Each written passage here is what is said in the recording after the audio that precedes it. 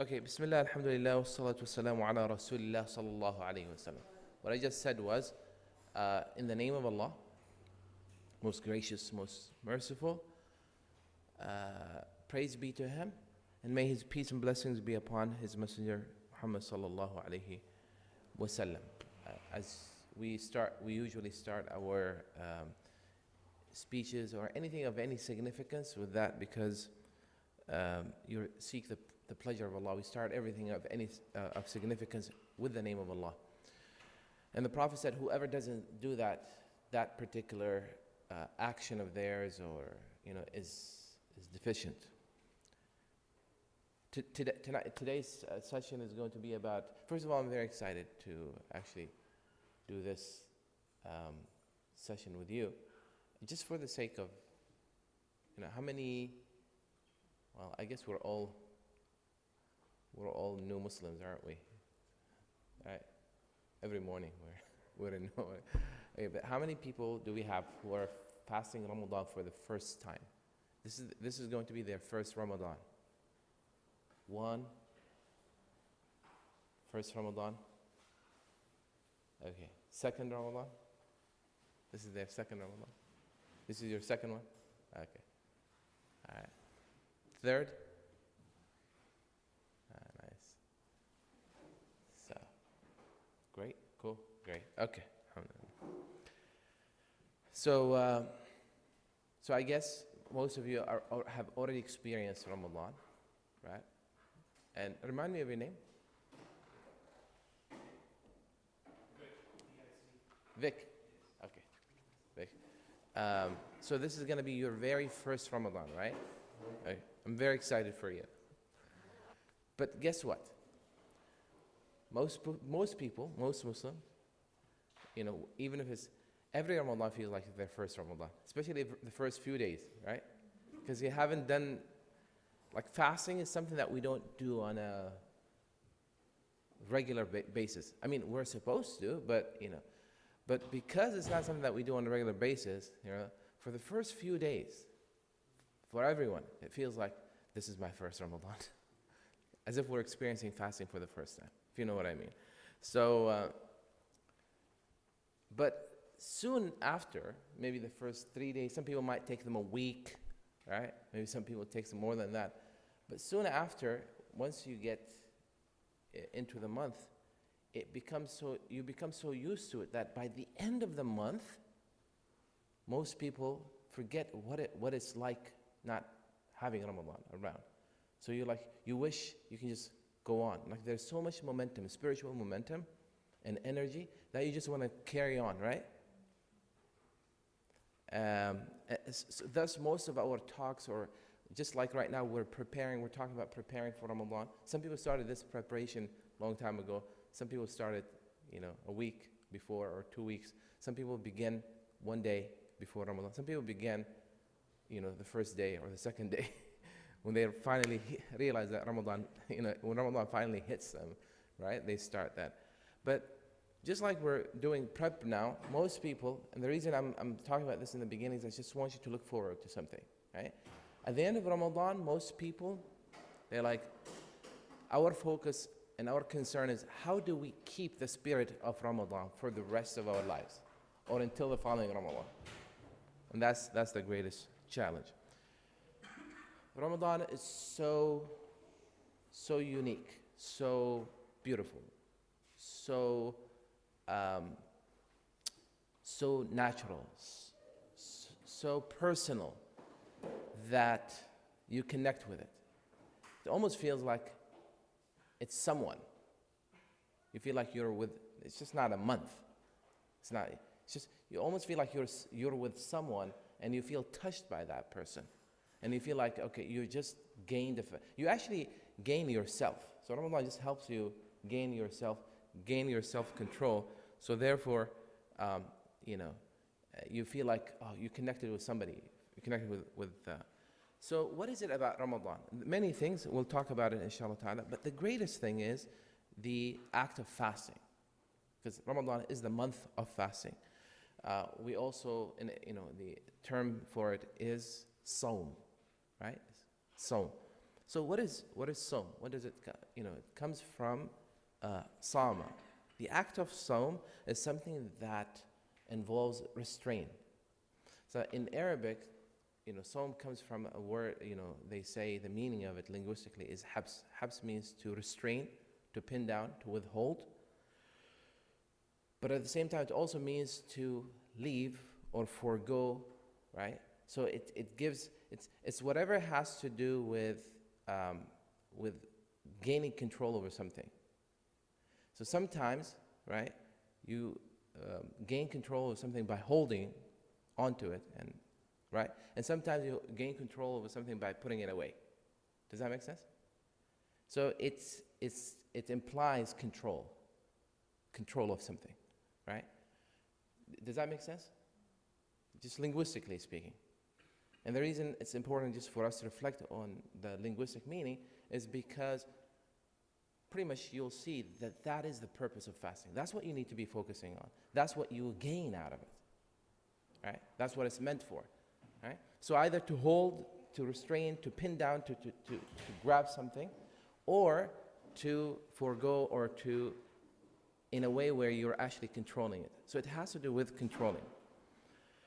In the Quran, we're told in the story of Mary after the miraculous birth of Jesus, when Mary went back to her, she was instructed that when she goes back to her people to say, إِنِّي نَذَرْتُ لِلرَّحْمَنِ صَوْمًا فَلَنْ أُكَلِّمَ الْيَوْمَ إِنسِيًّا. You'll see the word "sawm" in there, right?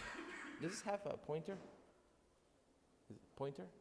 Yeah, the top one is the laser pointer. The top one. Oh, yeah. So if you see the word there, right there, "sawm," "sawma." So Mary, it's said to us that she said, "Indeed, I have vowed to the most merciful God. I have vowed sawm, abstention. From what? From talking. From talking."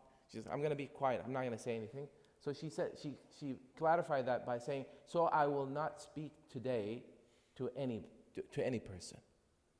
I'm not going to speak to any person." So the word she uses, sawm. She wasn't fasting from eating and drinking. She was fasting, or she held back from talking. So the word for it was, sawm, right? Islamically, sawm, however, as a terminology, it refers to a form of worship, right? In which we basically devote something to Allah subhanahu wa ta'ala, the Almighty, where one withholds from food, drink, intimacy, and any other nullifier from sunset, from dawn, from Fajr until sunset. So it has a very specific meaning, right? So the act of worship that involves, it's an act of worship because, by the way, if you do the same thing without the intention of doing it as an act of worship, it's not going to be fast. It's just a new whatever, eating habit. So the intention has to be there.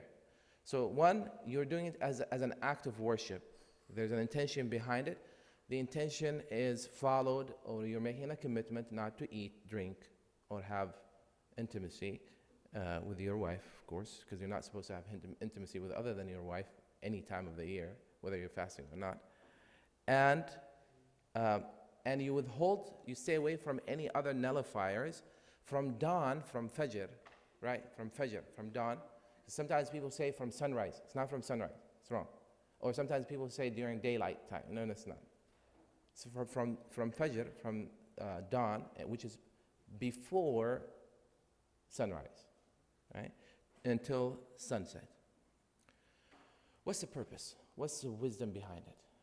We don't have to go too far. I wish we had the verse, but if you refer to the verse from Surah, from chapter 2, find me that, verse 192.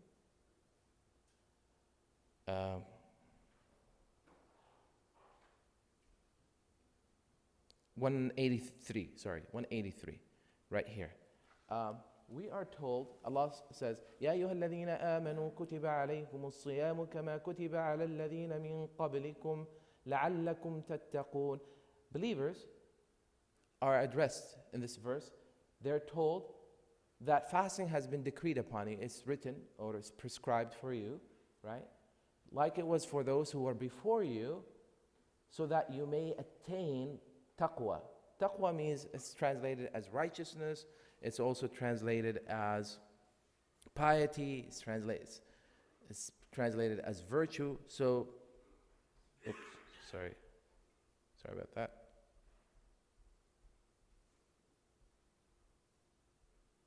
Oh, right, okay. So, the purpose of fasting is taqwa. Taqwa is translated as piety, right? Virtue, righteousness.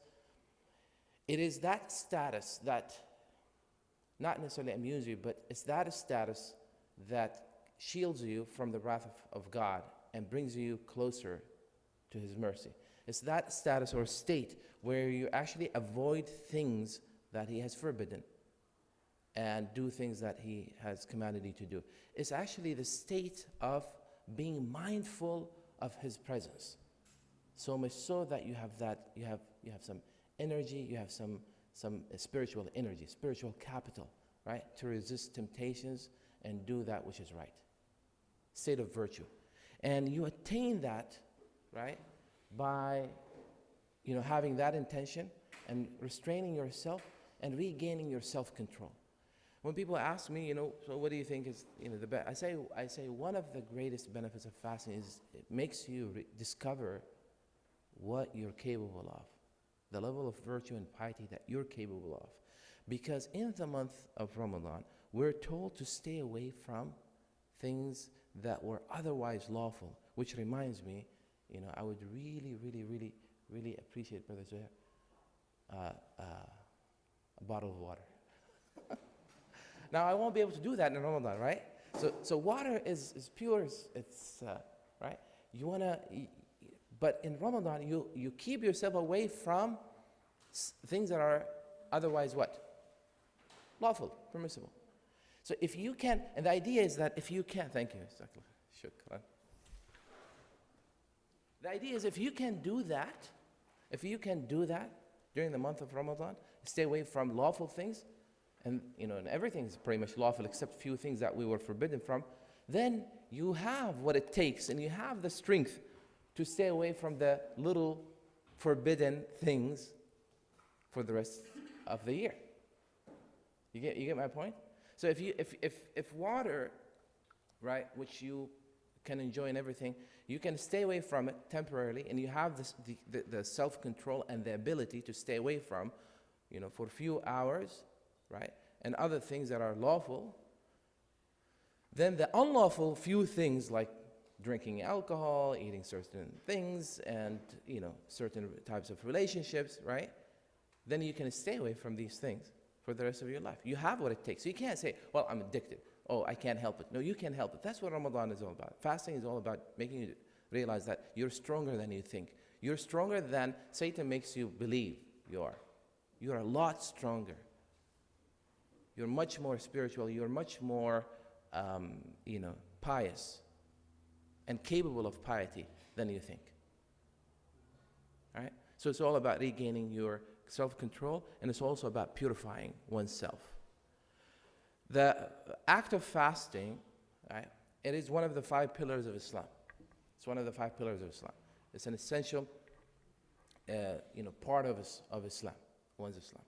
It is, fasting was made obligatory upon the believers during the second year after the Prophet migrated to Medina, right? Second year of the Prophet sallallahu alaihi wasallam's migration from Mecca to Medina. At first, fasting was a choice. One could either fast or feed, but then meaning people had the option to either fast or compensate for not fasting by feeding, a poor person. And by the way, in Ramadan, when we experience hunger, you automatically start thinking and caring for those who experience hunger on a regular basis, right? Against their will. You choose to experience hunger. They don't have the choice. They experience hunger. It's like force upon them, So you start caring for them. And that's why you find people, becoming more benevolent in the month of Ramadan. They become more caring. And we're encouraged to do these kind of things. Feed people. So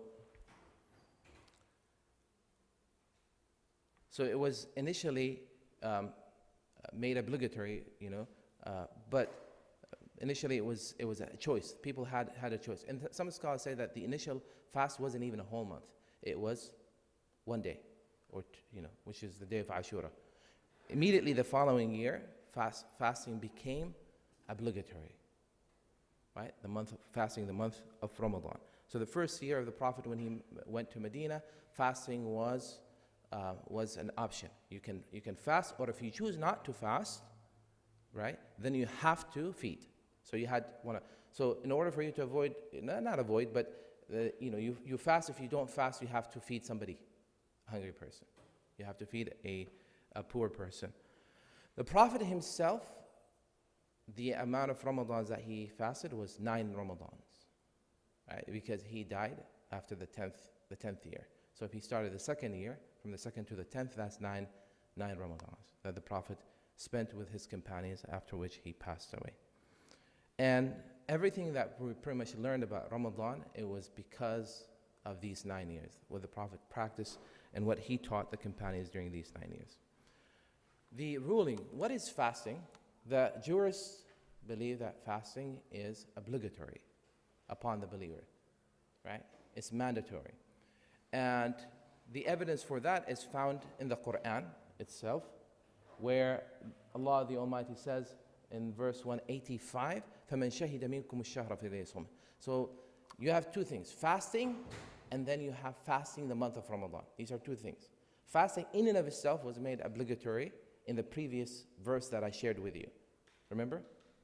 Now, fasting the month of Ramadan particularly, right, was made obligatory in this verse. So thus, when you put the two together, the fasting that is obligatory is the fasting of the month of Ramadan. Does that make sense? Okay, so that's clear, right? So the fasting that is obligatory is the fasting of the month of Ramadan. When God said, you have to fast, that's one thing. The following verse comes and says what to fast. And this is the verse that tells us what to fast. Just in case somebody comes and says, hey guys, listen, Ramadan is going to be in the summer this year, it's too hot, why don't we just fast during the winter? Just shift it. More convenient. Huh? Yeah, keep it in the winter. Just make it, just we'll fast we'll fast January. Right? It doesn't work like that. Somebody might say, why? Well, because month of Ramadan is meant in and of itself. And it does shift. Good thing it doesn't shift 6 months. It shifts like by an increment of 10 to 11 days every year, gradually, right? Making us in a lifetime, in an average lifespan, experience Ramadan during the various seasons. Because guess what? The poor, they're not only poor or hungry only during the shortest days of the year. There are people who experience hunger throughout the whole year, every season, when it's cold, when it's hot, right? So anyways, it is the month of Ramadan that we fast. Where do we find that? Verse 185.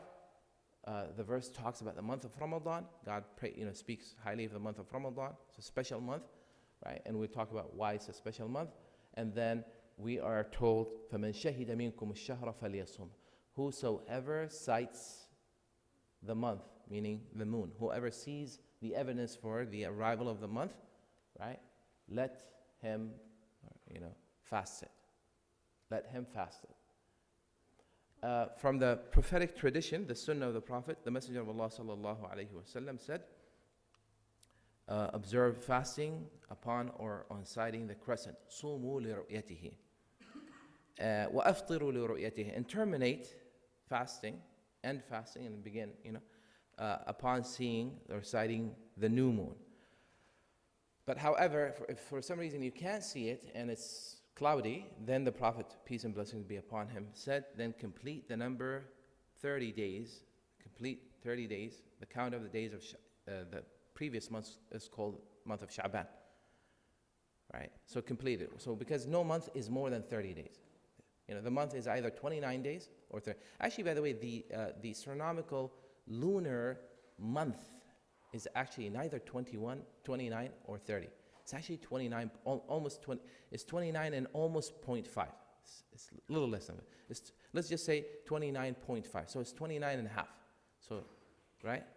So because of that, the month is either 29 days or 30 days. It can't be more than that. It can't be less than that. Right? So the Prophet told us, just in case it's the 29 days. How do you know it's 29 days? If you see the moon.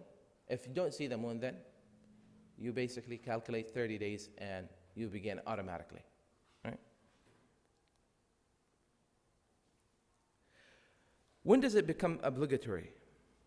When do we know that the month of Ramadan has begun? One, if you see the moon, citing the crescent of the month of Ramadan, right, based on this particular verse. You don't consider or you don't take calculation into consideration when it comes to establishing the beginning of the month. Sighting the moon in and of itself is meant. There's of course a debate amongst the scholars, is it an act of worship, is it a condition, right? But obviously based on this, not only literal meaning, but the obvious meaning in the context of this particular verse, right? There we're told to fast upon seeing it.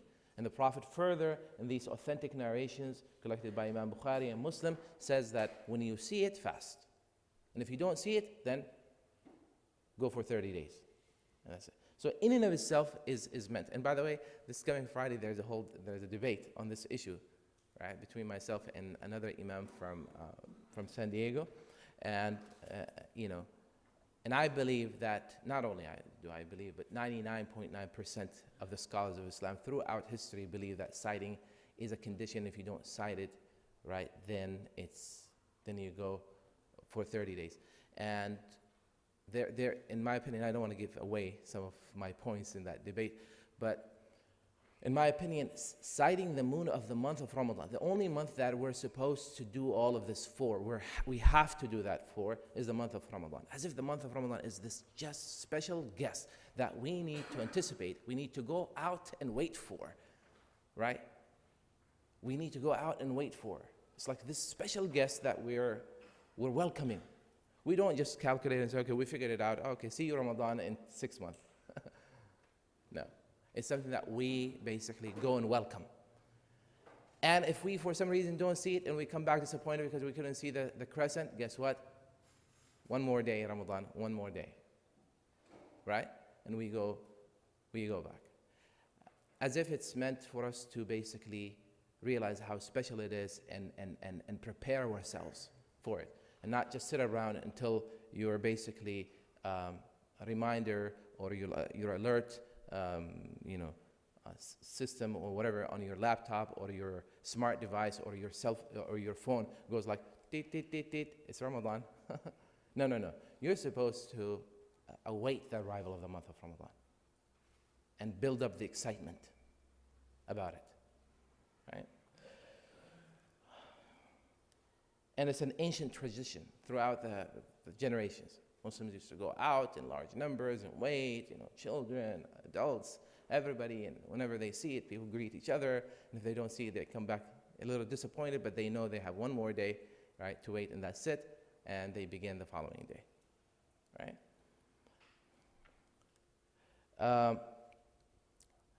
Can you use tools? Yes, indeed, you can use, tools, binoculars, or, telescopes, anything that might help you, right? Completion of the month of Sha'ban is another indication that the month of Ramadan has begun.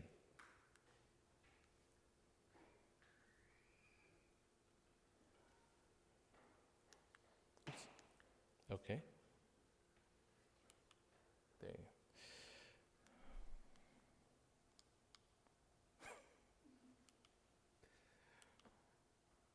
There we go. Okay. Very sensitive, mashallah. King son. Okay.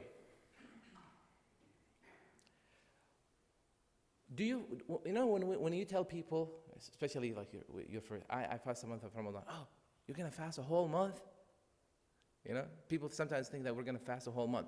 I'm like, no, it's not. We fast every day of the month.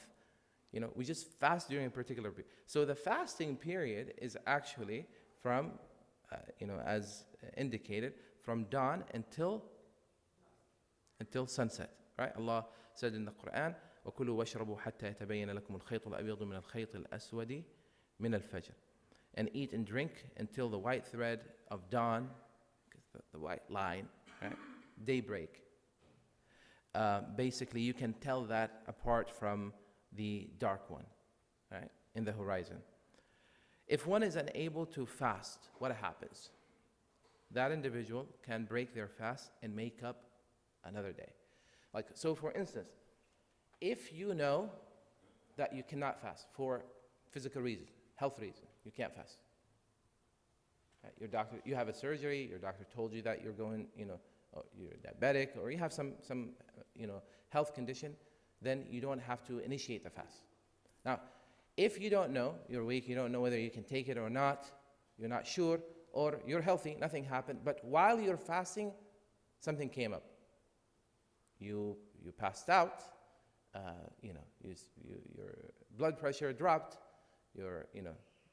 so you had any condition that basically, that might be a health condition, or you develop something that might be life-threatening, you break your fast, and then you make up that day later. Now, if a person does not have the ability to fast whatsoever, right, then there is a special arrangement that can be done for these people. We'll talk about that in a minute, inshallah. Now, in the Quran, we're told that fasting is something that was prescribed upon those who are before you. We're not the first nation that God asked to basically fast. We're not. It is said clearly here, كُتِبَ عَلَيْكُمْ كَمَا كُتِبَ عَلَى الَّذِينَ مِنْ قَبْلِكُم. But the scholars said that God is motivating us, encouraging us, reminding us that we are part of we're a continuation. We're a continuation of a prophetic and a godly tradition that comes from those who are before us, right? It extends. And also that you're not alone. This is not a punishment. This is something that was given to you, like it was given to those before you. It's a special privilege. Because when you fast, you purify yourself. You're at an elevated, heightened level of spirituality. You're closer to God. We know that the Prophet told us about Prophet David did fast, right? As a matter of fact, the Prophet said the best of fasting to Allah was the fasting of David. He used to fast alternate every other day. He would fast one day, break his fast one day. He would fast every other day. Ancient Egyptians, did fast. And fasting, you find fasting, although I believe that it has a divine origin, but you find different religions, even those who don't ascribe to, divine scripture or a monotheistic, faith tradition, they have fasting as one of their tools to gain, focus and to gain, to strengthen themselves spiritually. So ancient Egyptians, it's reported that they used to basically purify their souls and fast special holidays. And their priests would fast from 1 to 6 weeks annually. By the way, Orthodox, Copts also, until this day, they fast, right? 40 days. Greeks used to fast to make their gods happy. The Jews also fasted. Prophet Musa alayhi salam himself, it is reported that he fasted for 40 days before he received the 10 commandments, right? They also would fast on specific special occasions, upon, being struck by a calamity or some kind of loss, you fast to get closer. So it is, and also Christians have fasting. Now, how people fast and what fasting means, in some tradition, they fast from everything except water. In some traditions, they fast from particular type of food, They, don't eat meat products, and, for, nonstop. But everyone knows, any faith tradition knows that fasting is a spiritual act. That there is a spiritual benefit from fasting. Muslims, of course, in Islam, fasting was made obligatory in the second year of the hijrah of the Prophet sallallahu alaihi wasallam, and as we said, the Prophet himself fasted. Benefits from fasting that we can get is, battle our desires, as I said, regain self-control. It's an opportunity to purify one's soul. It's a chance for us to really, watch ourselves, watch what we say and what we do. A lot of people, by the way, overcome sins and they stay away from a lot of things. In the month of Ramadan, they cut down on bad habits. Many people stop smoking, stop, different. All of a sudden, what I tell people is, subhanAllah, and they have this, they experience this desire, or this, they're motivated to do good, right? They're motivated to do good, and they change their lifestyle. I tell people, what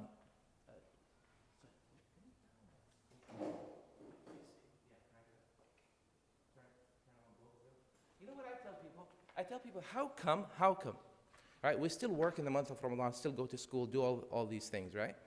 However, all of a sudden, when people realize that it's Ramadan, right?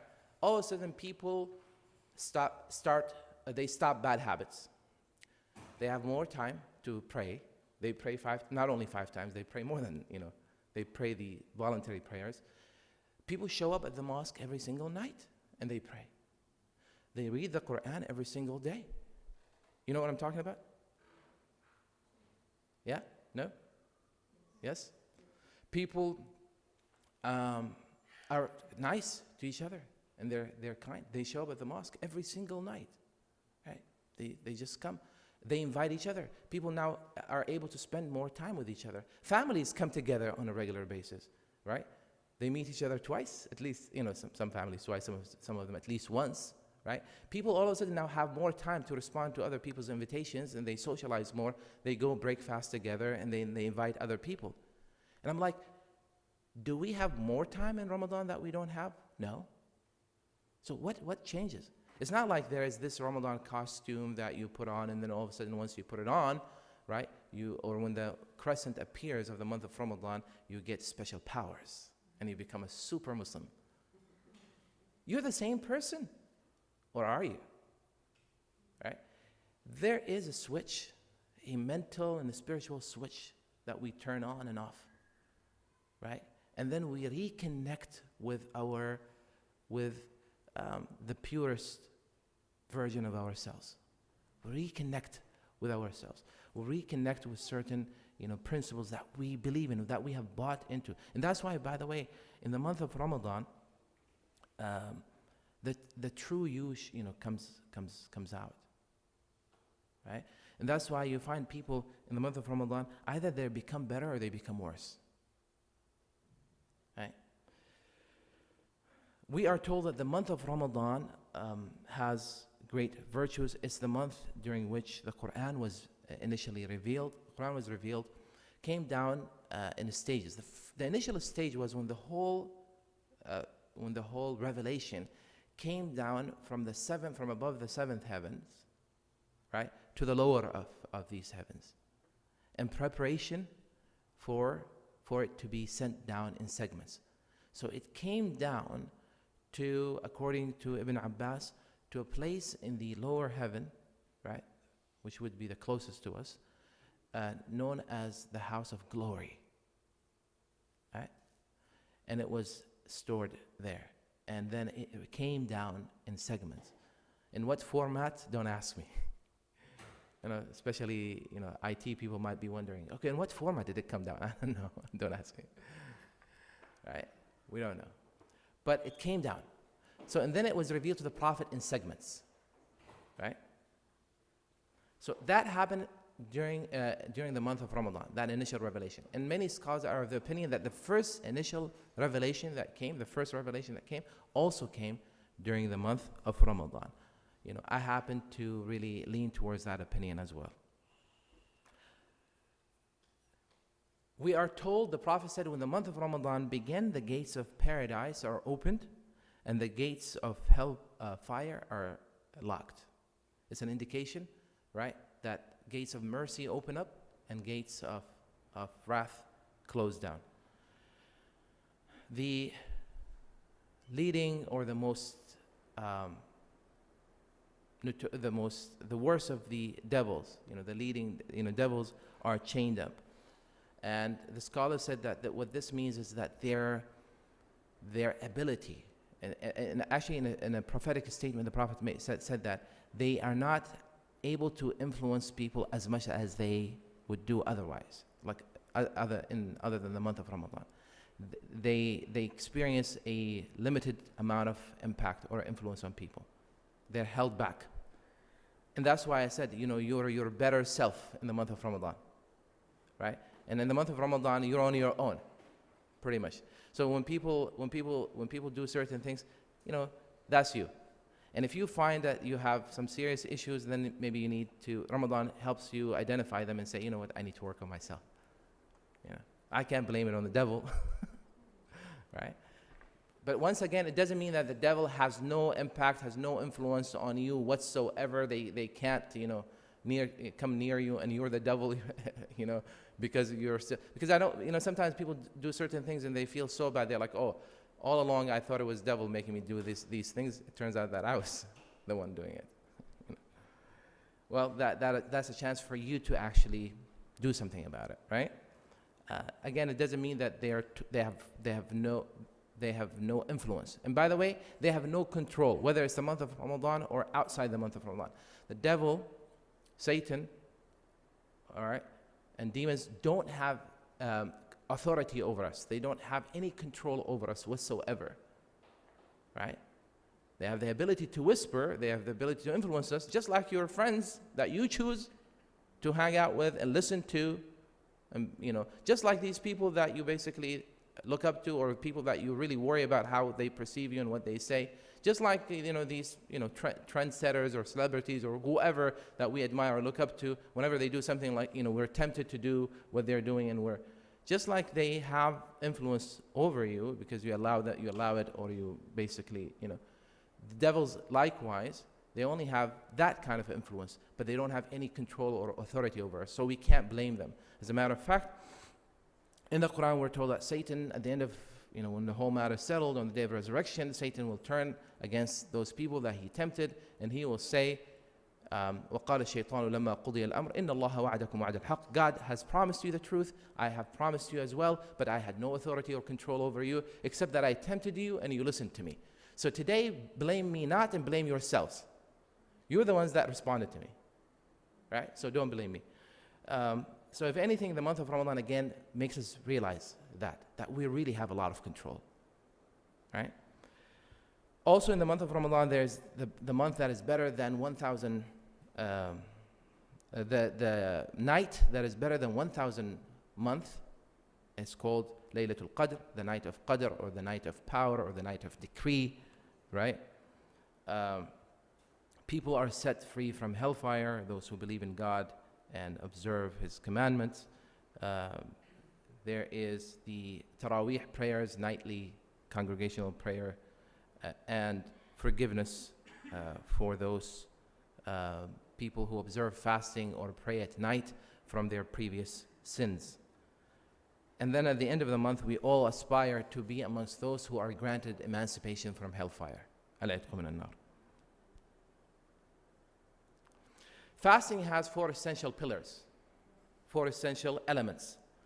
1, intention, right? And by the way, because all actions in Islam are based on intention. You have to have the intention that you're doing this as an act of worship. And with regards to the month of Ramadan, you should observe, or you should have your intention from the night before dawn. It's key that you make your intention, you make up your mind, and you make your intention the night before. Is that clear, by the way, everyone? You know what I'm talking about? Yes? In other words, you can't just, not know whether it's Ramadan or not. You can't just wake up in the morning and say, you know what, since I didn't eat anything this morning, I'm just fasting.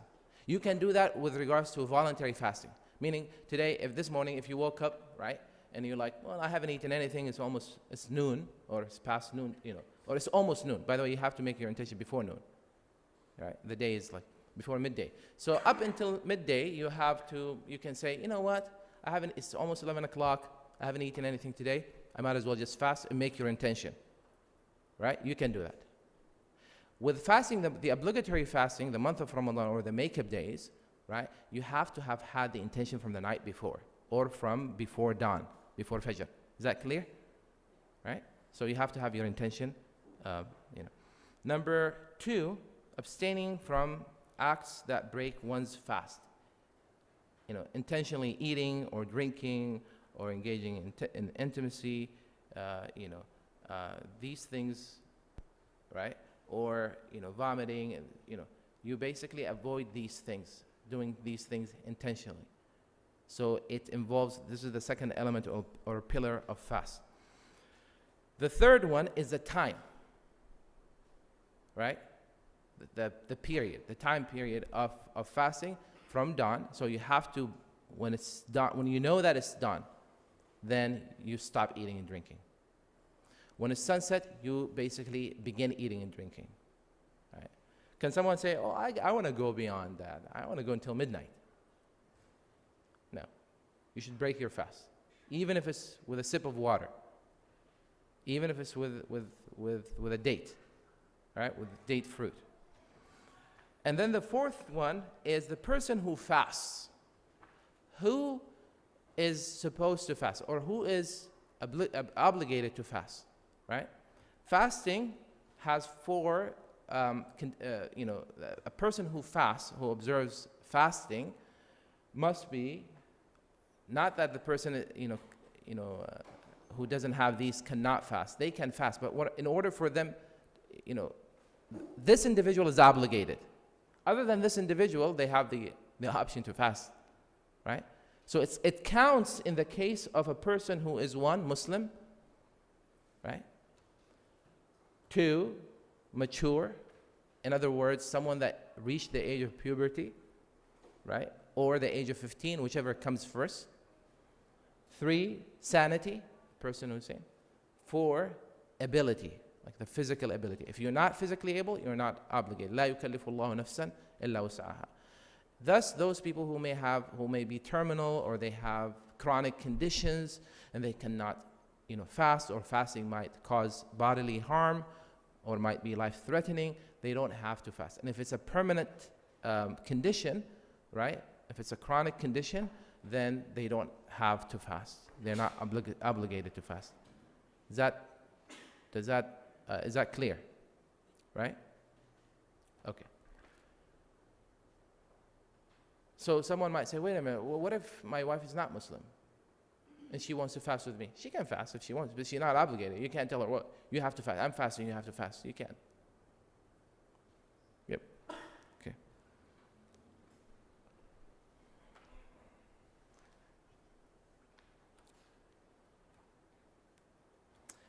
Things that are disliked or discouraged during fasting is having any type of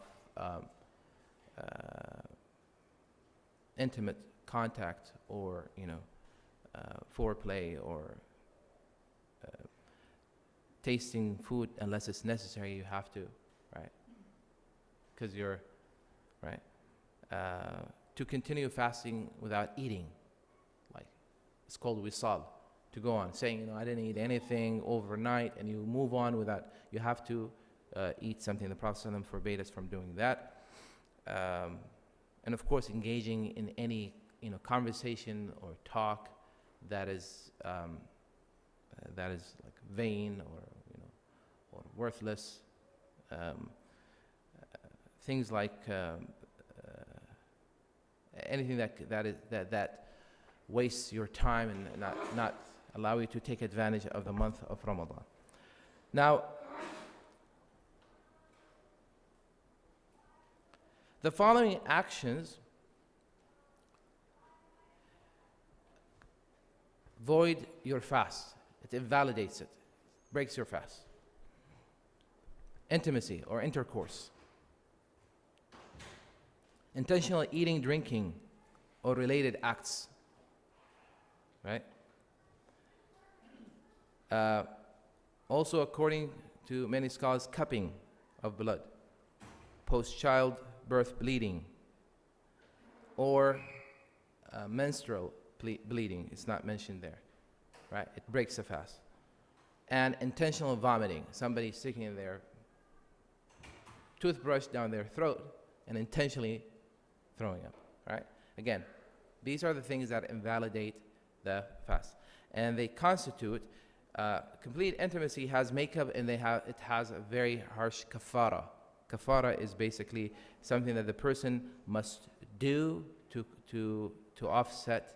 And of course, it's all these things, well, not all of these things, the things that are action-oriented, that are intentionally done, are sinful. And the person must repent to God. But the things, of course, like, post-childbirth bleeding or that, these things are not postpartum bleeding and menstrual bleeding. These things are not, of course, something that the person. But Allah subhanahu wa ta'ala gave, Muslim women a concession and, told them not to fast during this period. Yes? Cupping of blood is hijama, yes. Basically, it's a procedure where they basically put small cups on the back of the person, and they create a suction, right, holding the blood there, and then they make a small cut that basically draws all the blood out. It's a medical procedure. It's a medical procedure. And the reason is that it weakens the person. It weakens the person physically, right? So it's not allowed to be done while fasting. Okay. With all of them, if they are done intentionally, all of them constitute making up the days. You make up the days. And by the way, you have until the following Ramadan to make up the days. All right? And you should not delay it until then. All right. So, may you have a blessed Ramadan. If you have any questions, can I sit? Okay. Although sitting hurts as well.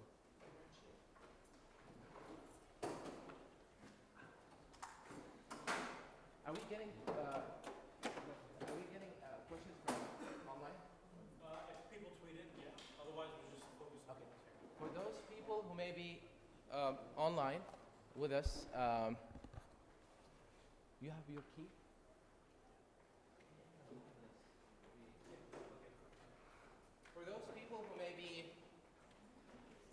For those following us online on the live streaming, you can, of course, tweet your questions. And we'll respond to you, inshallah. Yes?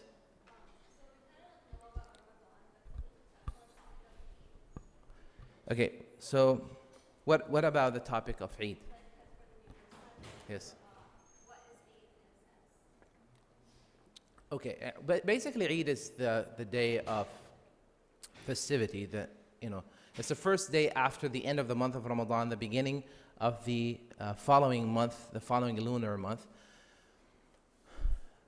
In Islam, the two Eids that we have are connected to great acts of worship. So we celebrate the completion of the month of fasting. Nothing is worthy of celebration as much as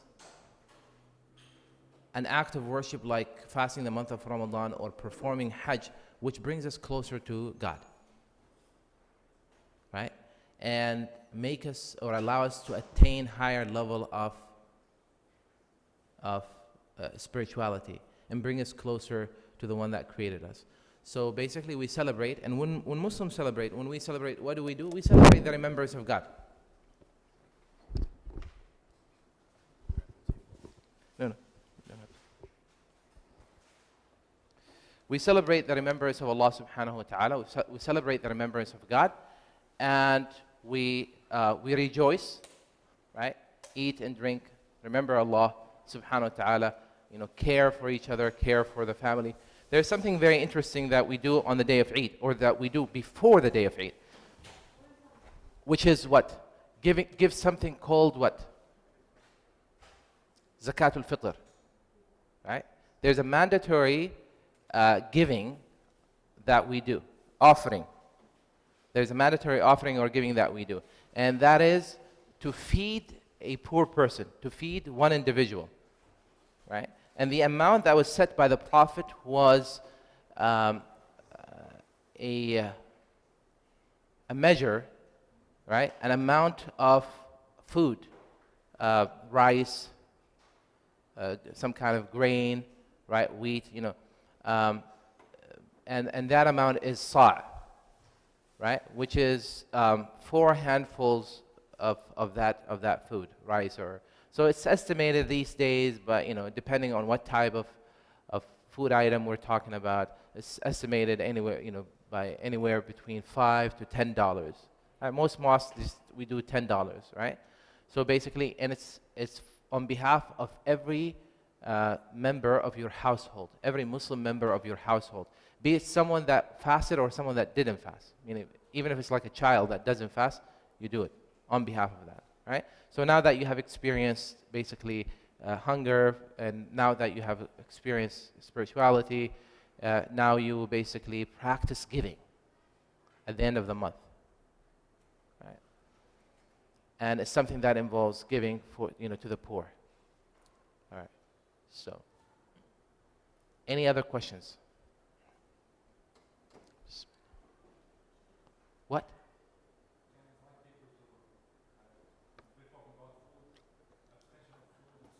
Okay, so I guess we have some snacks and refreshments back there. Yes.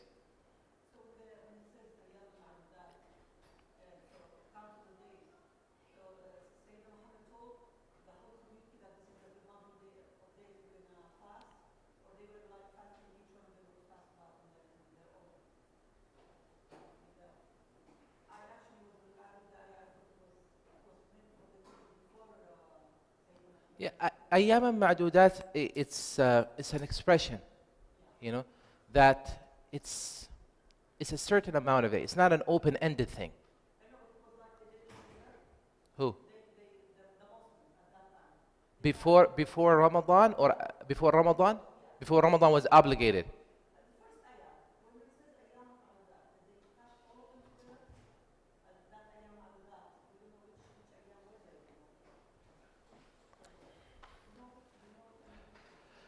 No, I'm not clear as to.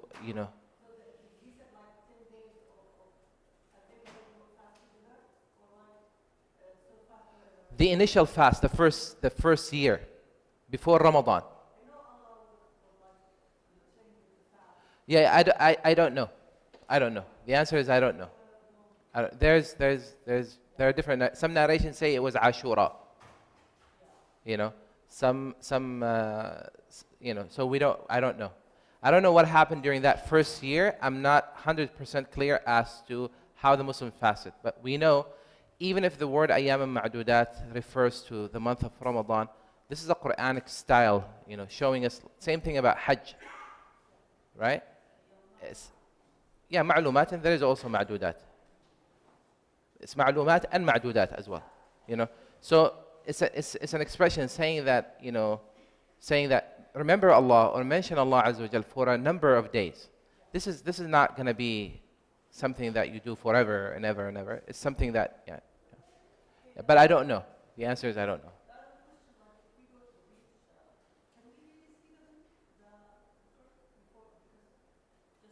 You go to the beach?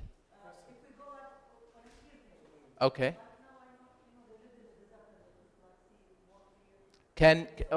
Yeah, you can. Of course, you can. There are observatories. You can see them. Last year, actually, and near the observatory that is part of the University of California, San Diego, UCSD. UCSD has an observatory in an area called Mount Laguna. I forgot what I think called Mount Laguna or something like that. Basically, they have an observatory. So there was two groups of Muslims that went there. One group arrived there in time, and they were able to see the crescent. They were able to see the crescent. As a matter of fact, this is very interesting. The brother that saw the crescent with his family, his wife and children and everything, he actually found amateur people who actually track the moon. That's the thing. They were sitting there with their cameras, high-powered telescopes and stuff like that, just waiting for it. And they're not even Muslim. He's like, what do you do? It's part of their hobby. They're like, and he asked them, he said, what is that thing that my kids and I were able to do? They're like, no, that's a crescent. There are people who do this for fun. It's their hobby. They do that every month. He's like, and they're like, yeah, we do this every month. They come there, they take pictures of it and all of that. Yeah. So it can be seen. Yeah. Yes.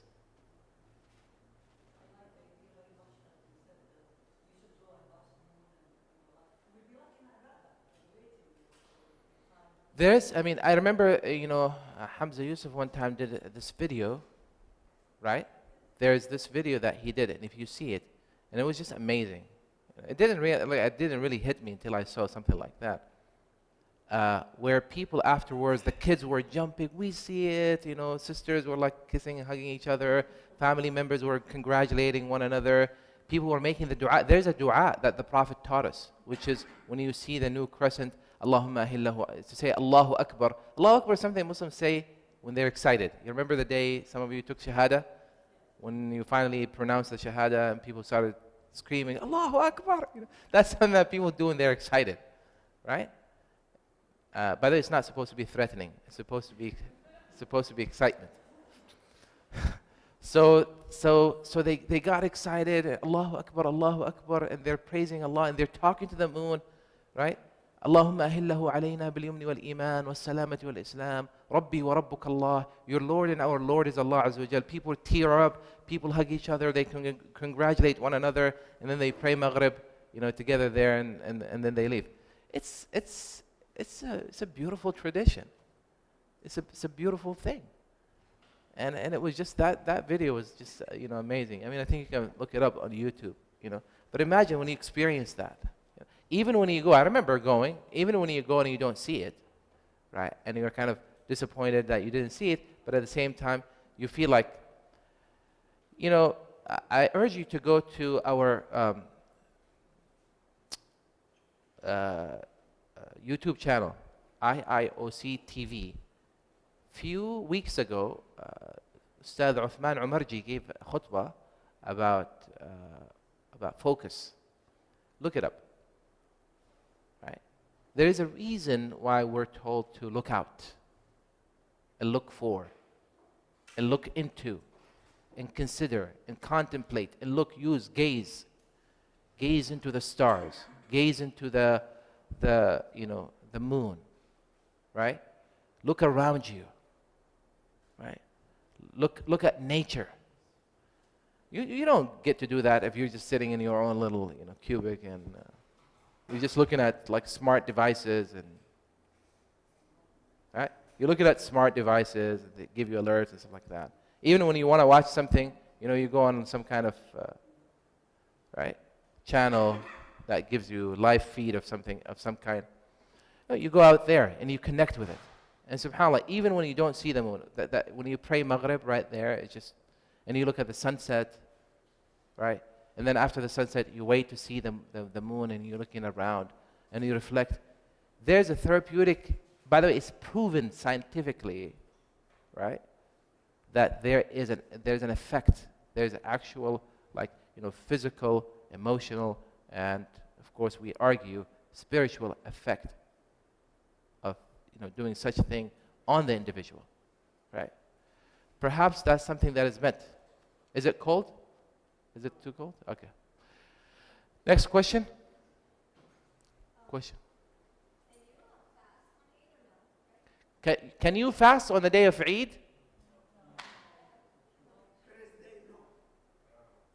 day, yes.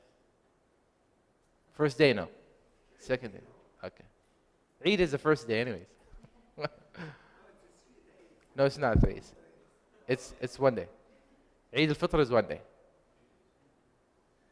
No, you're not allowed. You're not supposed to fast. The question is, can you fast on the day of Eid? No, you're not allowed to fast on the day of Eid.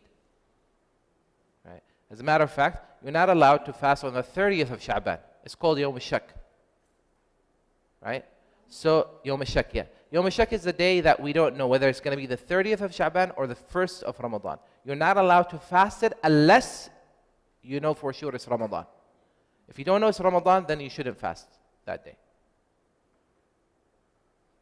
You know, yes?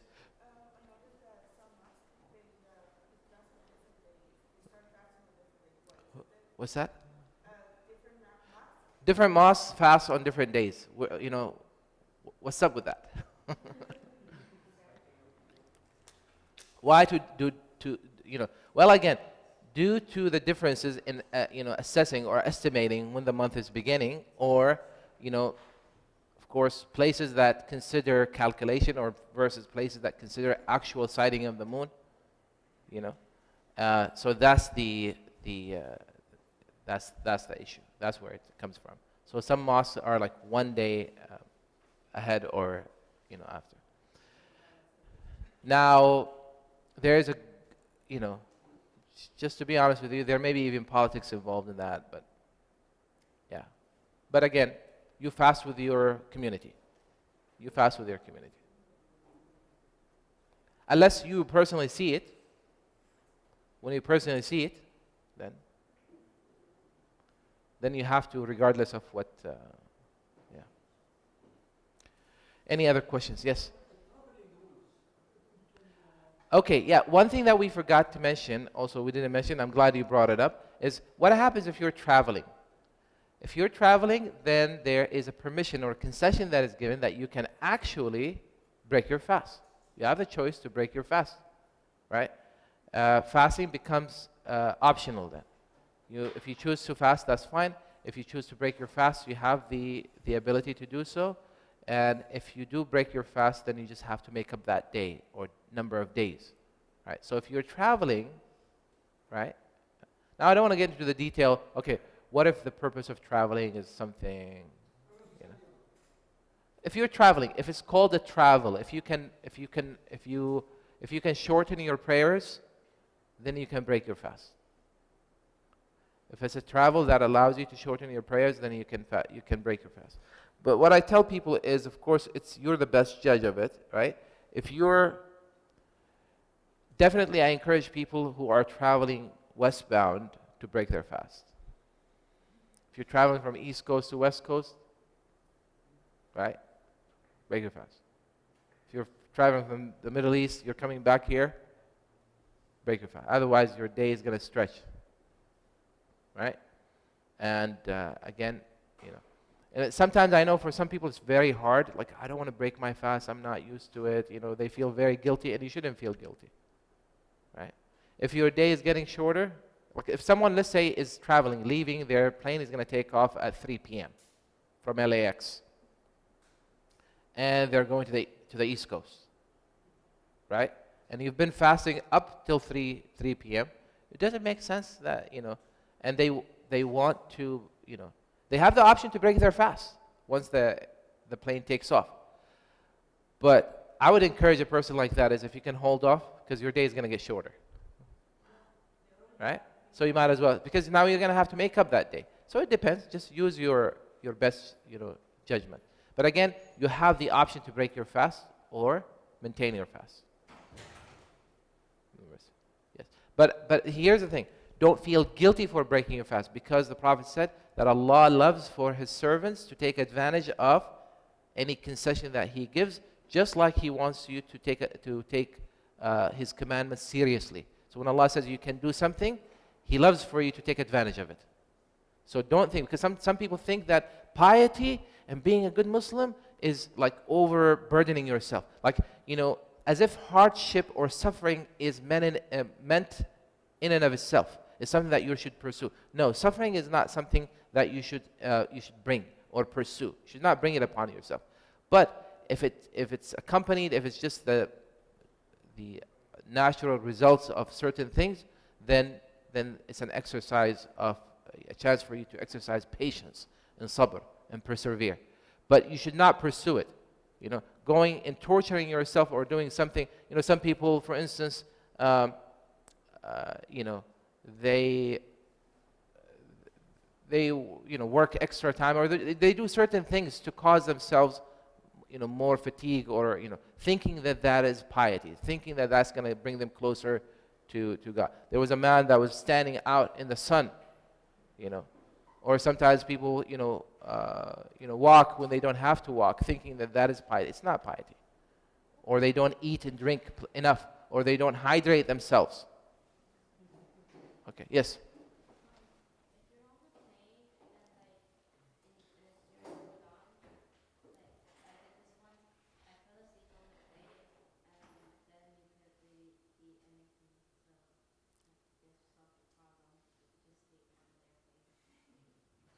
Okay, you sleep, and then what happens?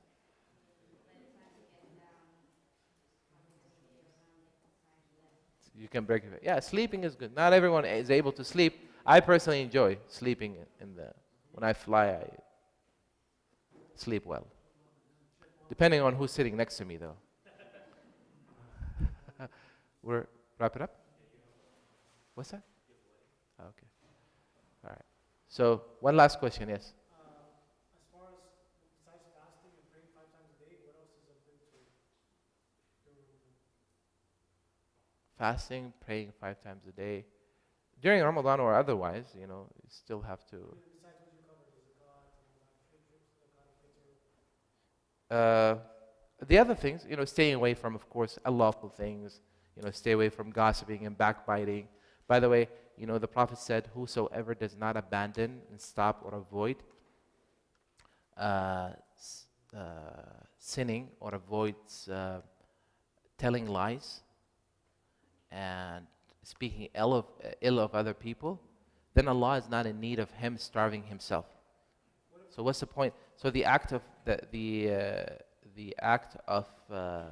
fasting is meant to make us better people. Hold